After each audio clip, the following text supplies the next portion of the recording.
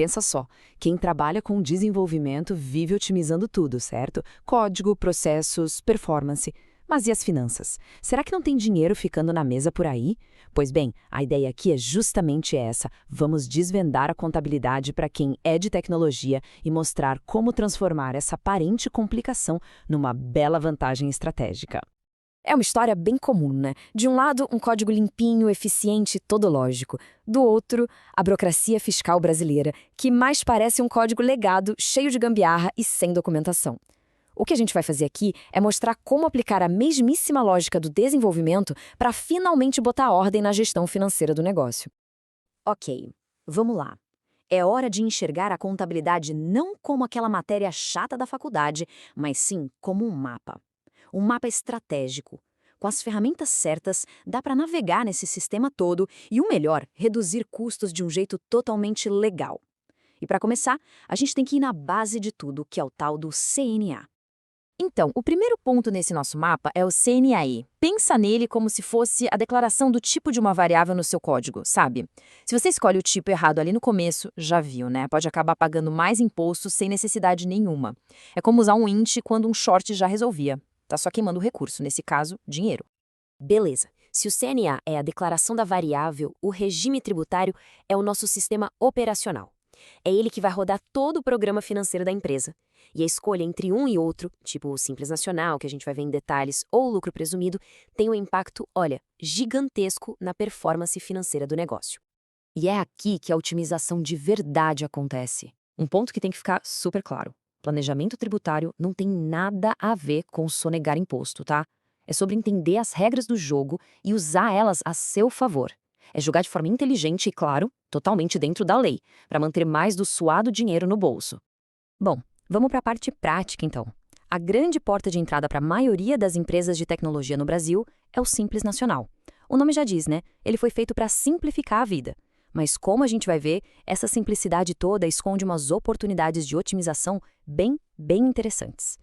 A grande sacada do Simples Nacional está bem aqui. Imagina só ter que lidar com 8 APIs de impostos diferentes, cada uma com suas regras, seus prazos, o inferno.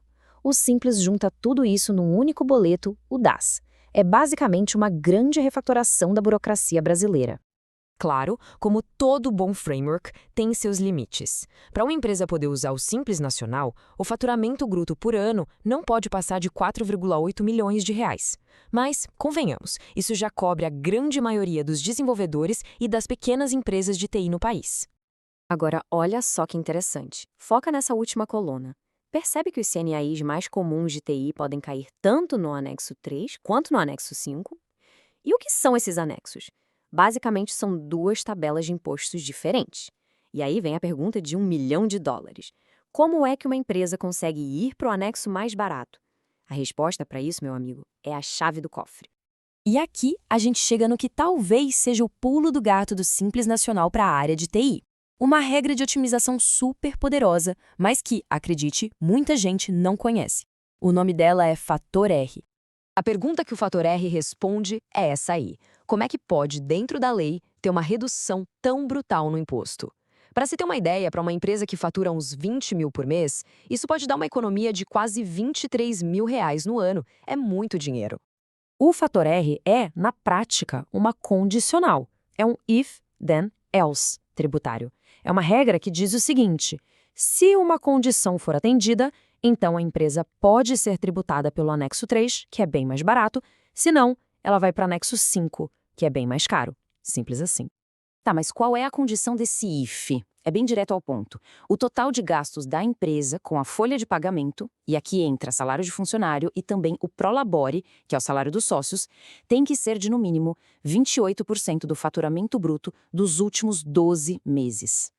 E o impacto disso fica claríssimo nesse gráfico. Olha a diferença. Sem o fator R, no anexo 5, a alíquota começa em 15,5%. Usando o fator R, a empresa muda para o anexo 3 e a alíquota inicial despenca para 6%. Isso é uma otimização com retorno absurdo. É tipo trocar um algoritmo O de N ao quadrado por um O de log de N. A performance melhora na hora. Agora, vamos para outro cenário super comum hoje em dia. A galera de TI prestando serviço para cliente lá na gringa. E olha, se a otimização fiscal já parecia boa, segura aí porque a notícia é ótima, fica ainda melhor. O ponto central aqui é que exportar serviço de tecnologia tem uns baita incentivos fiscais. A lógica do governo é bem simples. Se está entrando moeda estrangeira no país, dólar, euro, vamos dar uma facilitada isentando alguns impostos para estimular a economia. E esse comparativo aqui mata a pau. Olha que beleza. Quando o serviço é para um cliente no exterior, a empresa fica isenta de PIS e COFINS. E não para por aí. A maioria das cidades também isenta o ISS, que é o imposto municipal, ou seja, é menos boleto para pagar no fim do mês. Lógico que para ter direito a tudo isso tem umas regrinhas. Não é a casa da mãe Joana. Precisa ter um contrato direitinho, receber a grana em moeda estrangeira e fazer o câmbio oficial. A documentação correta aqui não é só burocracia, é o que garante essa economia toda. E isso tudo nos leva a um ponto-chave, que está muito bem resumido aqui. Uma coisa é a gente entender a lógica por trás de tudo isso. Outra, bem diferente, é executar tudo certinho. Escolher o CNAE, aplicar o fator R, garantir as isenções, um errinho pode custar caro. É como debugar um sistema em produção, sabe? É bom ter alguém experiente do lado. Então, para a gente organizar as ideias, o roadmap da otimização fiscal em TI é basicamente este. Primeiro, acertar no CNA. Depois, analisar se o Simples Nacional é para você.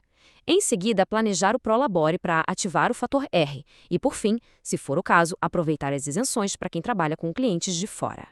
No final das contas, otimizar imposto não é só sobre número, né?